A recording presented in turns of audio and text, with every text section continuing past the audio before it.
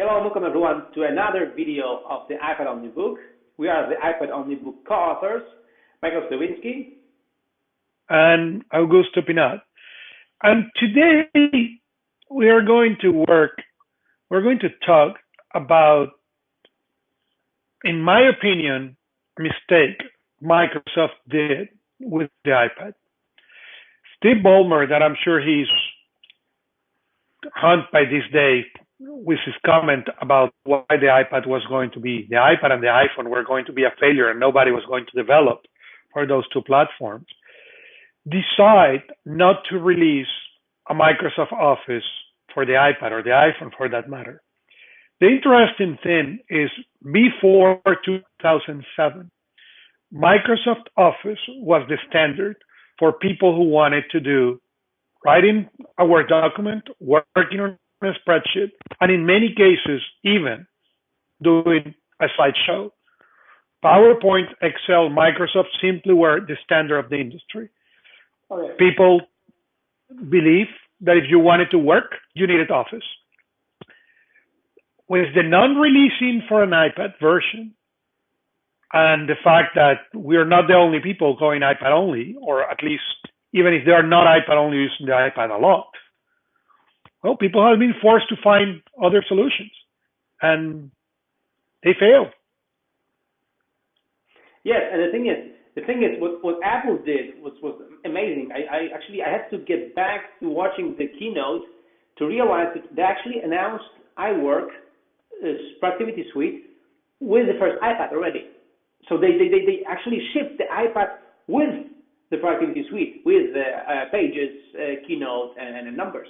So they already had that in the very beginning, and this was a big blow to Microsoft. First thing, and second thing, Microsoft is always afraid, I think, of cannibalizing their sales. So because if they produce Office for the iPad, they think this will cannibalize selling Windows, right? Which very often is the contrary thing. If people would have an amazing Office experience on the iPad, they would still have the Windows machine and they could sync with this, and with their SkyDrive or whatever it's called right now. And so they would, I think, achieve a lot more. But I think they failed totally because, of course, when you see right now the Surface and the Windows 8, they failed to understand really, because even with the Surface, their own tablet, they don't have Office for the Surface. They have Office for the Windows 8 for the old legacy PC. So they failed to understand that, when you have a machine where you can tap on, like the iPad, it can be a productivity machine. You don't have to have a full-blown computer to be productive on that machine. I believe that the late Steve Jobs was the first iPad-only user, and it may have been wishful thinking, but if you go and watch that keynote, you will see not only that they launched the productivity suite, the Pages and Numbers and Keynote, but how much he was into interacting with that iPad one. And even that the iPad one was not powerful enough for certain things, it already set up the way and the road for what you and I are experiencing today, and set the road for that iPad only.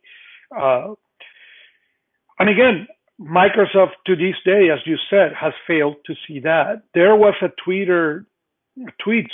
recently, maybe in the last couple of weeks, of the time we record this video, saying Microsoft is doing this event on campus and they are giving a Surface to the students. They are going to raffle a Surface between the attendants, and there was only one attendant, so he won the Surface. And it's working on that way. I had the opportunity to play with one. I was actually going to get one as a present for somebody, and end up convincing this person that was not the solution, because for what this person was looking, that machine was not going to make it, given it was not the Surface Pro, the new version.